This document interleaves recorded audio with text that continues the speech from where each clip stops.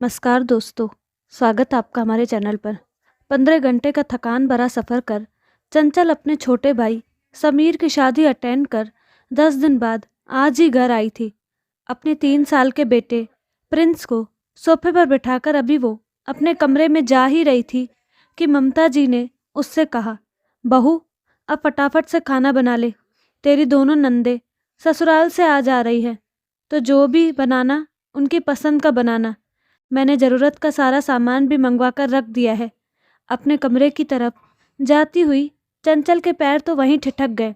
मन ही मन सोचने लगी कि नंदों को भी पता था कि मैं 15 घंटे का सफ़र तय करके थकी हारी घर जाऊंगी, फिर आ जाने की क्या सूझी, जबकि दोनों यहीं पास में ही रहती हैं और हर रविवार को यहाँ आ जाती हैं। इतने में बाहर ऑटो वाले को पैसे देकर उसका पति संजय भी अंदर आया और आकर सोफे पर पसर गया।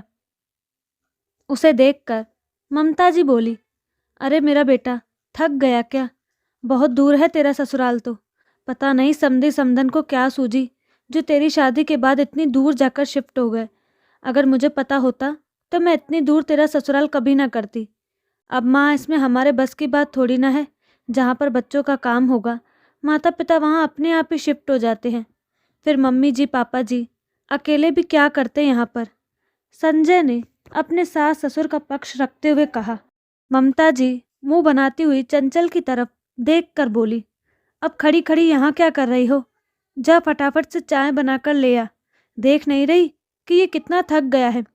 ममता जी की बात सुनकर संजय हंसते हुए बोला, अरे माँ, मैं अकेले थोड़ी ना थका हूँ, वो भी तो थकी है।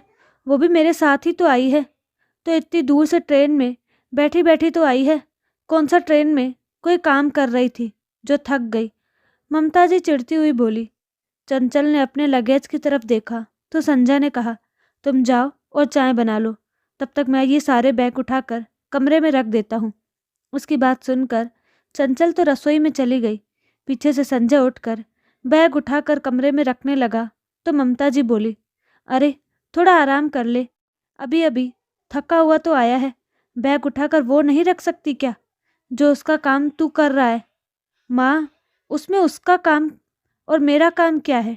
इसमें मेरा भी तो सामान है। अगर मैं रख दूंगा तो काम जल्दी ही फ्री होगा। फिर सोच रहा हूँ कि बाहर से ही कुछ मंगा लेता हूँ। बहुत ज़ोर से भूख लग रही है। अब चंचल भी थक गई होगी तो क्या खाना बनाएगी? क्यों, खाना क्यों मंगा रहा है? अभी तेरी दोनों बहनें मधु और मेघा भी तो आ रही है यहाँ पर। उन्हें क्या बाहर का खाना खिलाएगा? ममता जी की बात सुनते ही संजय जहाँ था वहीं रुक गया। क्या मेघा दी और मधु दी आ रही हैं? आज अचानक कैसे आ रही हैं? अब तुझे देखे हुए काफ़ी दिन हो गए थे तो इसलिए आ रही हैं। वो तो उनके बच्चों की परीक्षाएं चल रही हैं, छुट्टियां नहीं मिली, नहीं तो बच्चों को भी लेकर ही आती। बहुत दिन तो कहाँ हो गए माँ, अभी 5 दिन पहले यहाँ से गया था, तब तो दोनों ही मुझसे मिलकर गई थी। संजय ने धीरे से कहा, ये तो उनका प्यार है तेरे लिए, जो वो तुझसे मिलने आना चाहती है, तो इसलिए बाहर से खाना मत मंगा। चुपचाप बहू को बोल दे कि उनकी पसंद की चीज़ बना दे। मेरी बेटियाँ कोई बाहर का आया हुआ खाना नहीं खाएंगी। पर माँ, चंचल भी तो थक चुकी है। 15 घंटे का सफ़र कुछ कम नहीं होता। ऊपर से 3 साल का बेटा है। ट्रेन में कितना परेशान कर दिया उसने। एक बच्चे में ही थक गए तुम लोग। मैं भी तो तुम तीनों को ले लेकर जाती थी तुम्हारे ननियाल। माँ, वो 15 घंटे का रास्ता नहीं था, लेकिन 1 घंटे तो ट्रेन में सफ़र करती ही थी ना। तब तो मेरी मदद के लिए कोई नहीं आता था, वो भी 3-3 बच्चों के साथ। माँ, आपने क्या किया वो आप जानो। आपकी सास ने आपके साथ क्या क्या किया आप जानती हो, लेकिन आपके साथ जो हुआ उसे बहू पर थोपना तो गलत है ना। भला उसका बदला बहू से क्यों? तेरे पापा ने तो कभी पलट कर जवाब नहीं दिया तेरी दादी को, जो तू अपनी पत्नी के लिए मेरे सामने हो जाता है। माँ, पापा और मुझ में फ़र्क है। आप हर चीज़ में कंपेयर क्यों करते रहते हो? मेघा दी और मधु दी आ रही है तो उन्हें भूखा तो वापस नहीं भेजूंगा, लेकिन हाँ, खाना मैं बाहर से ही मंगा रहा हूँ।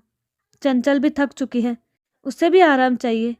अभी तो काम पर लगा दोगे, फिर बीमार पड़ गई तो 2-3 दिन तक घर का काम खुद करोगे। उससे बेहतर है खाना बाहर से ही मंगा ले। कहकर संजय ने खाना बाहर से ही ऑर्डर कर दिया। ये देखकर ममता जी तिल मिलाकर रह गई। खैर, थोड़ी देर बाद अभी तीनों बैठकर चाय पी ही रहे थे कि मेघा और मधु भी आ गई। उन्हें देखकर अम्मा जी बहुत खुश हुई।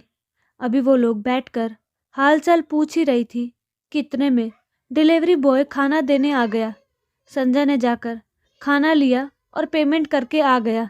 ये देखकर मधु और मेघा ने ममता जी की तरफ इशारा करके पूछा कि क्या बात है, खाना बाहर से क्यों मंगवाया है? भैया, आजकल की बहुओं को जोर आता है नंदों के लिए खाना बनाने में, इसलिए बाहर से खाना आया है। ममता जी भी धीरे से बोली।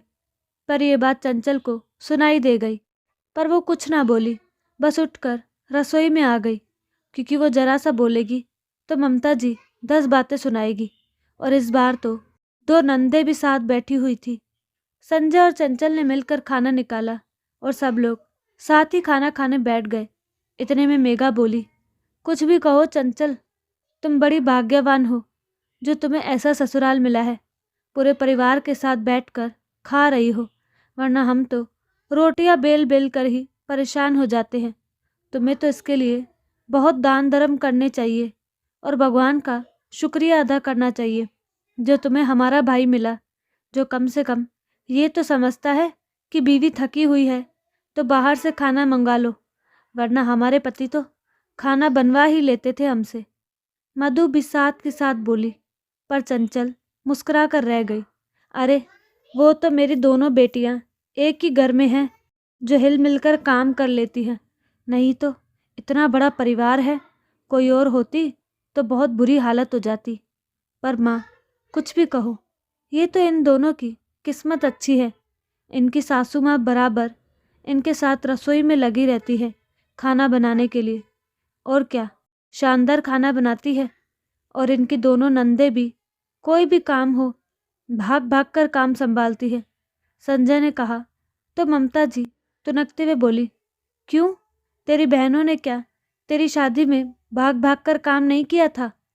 तो अम्मा, मैं कहाँ इनकी बुराई कर रहा हूँ, मैं तो बता रहा हूँ कि उनके परिवार वाले भी काफ़ी मिलजुल कर काम करते हैं। थोड़ी देर खाना खा लेने के बाद सब लोग बैठे तो मेघा ने कहा, अरे चंचल, तुम्हें तो बहुत सारी विदाई मिली होगी, आखिर तुम तो इकलौती बहन हो, जरा हमें भी विदाई दिखाओ तो सही। तभी मधु भी बोली, हाँ हाँ, हम तो आज इसलिए आए हैं कि हम भी तो देखें आखिर हमारी भाभी को अपने मायके से क्या क्या मिला है। जब दोनों ने कहा तो चंचल उन्हें अपने साथ ही कमरे में ले गई। पूरा परिवार वहीं बेडरूम में ही बैठ गया। तब चंचल ने विदाई वाले बैग खोलकर दिखाए। सचमुच बहुत सुंदर सुंदर साड़ियाँ थी। अरे वाह, ये तो कितनी शानदार साड़ी है, इस पर तो एम्ब्रॉयडरी वर्क किया हुआ है, लगता है हाथों से किया है ना? मेघा ने पूछा तो चंचल बोली, हाँ दीदी, ये माँ ने स्पेशली कहकर मेरे लिए बनवाई थी, बहुत महंगी पड़ी पर। अरे, तो हाथ की कारीगरी तो वैसे भी महंगी ही पड़ती है। मुझे तो ये साड़ी बहुत ही पसंद आई। बीच में ही मधु भी बोल पड़ी। उसकी बात सुनकर चंचल मुस्कुरा दी, लेकिन तभी ममता जी बोली, अरे मधु, तुझे ये साड़ी चाहिए तो तू रख ले, भाभी होने के नाते चंचल तुझे तो दे ही सकती है। ममता जी की बात सुनते ही चंचल के चेहरे पर मुस्कुराहट ही गायब हो गई।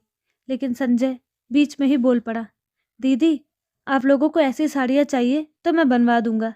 इस बार रक्षाबंधन पर मेरी तरफ से ऐसी ही साड़ियाँ आप दोनों के लिए। अरे क्यों बेवजह खर्च कर रहा है, जब साड़ी है तो यही दे दे। पर माँ, ये साड़ी तो चंचल की मम्मी ने उसे दिलवाई है, इसे हम कैसे ले सकते हैं? मधु ने कहा, हाँ माँ, दीदी सही तो कह रही है। संजय ने मधु का समर्थन किया, क्यों नहीं ले सकते? भाभी की चीज़ पर तो ननद का भी हक होता है। तेरी दादी तो सीधा हुक्म करती थी देने के लिए, और तेरे पापा तो मेरी चीज़ दिलवा भी देते थे अपनी बहनों को। और तू पता नहीं कौन सी दुनिया से आया है जो देने से ही इनकार कर देता है। पर एक अच्छे बेटे की तरह तेरे पापा ने कभी इनकार नहीं किया अपनी माँ को और बहनों को। माँ, आपके सामने अच्छा बेटा बनने के चक्कर में मैं अपनी पत्नी के साथ गलत नहीं कर सकता। अभी तो तुम अपने सामने अपनी मनमानी कर लोगी, लेकिन आने वाले वक्त में उनका मायका बंद करवा दोगी। कड़वा बोल रहा हूँ, लेकिन सच बोल रहा हूँ। आज तुम अपनी कौन सी ननद को घर पर बुला लेती हो? सच सच बताओ। संजय की बात का ममता जी बुरा मानते हुए बोली, सही बात है, बीवी के सामने बहनों को कौन पूछता है। आज तू मेरे सामने ही ये कह रहा है, तो कल को तो पूछेगा भी नहीं अपनी बहनों को। माँ, तुम छोटी सी बात को कहाँ से कहाँ लेकर जा रही हो? ये छोटी छोटी बातें ही तो होती है जो मायका बिगाड़ने का काम करती है। वैसे संजय ने गलत नहीं कहा। हमें हमारी दोनों बुआ जी से मिले हुए काफ़ी टाइम हो चुका है, सिर्फ इसी कारण कि उन्होंने तुम्हारे साथ ऐसा किया और तुमने उनका मायके का रास्ता बंद कर दिया।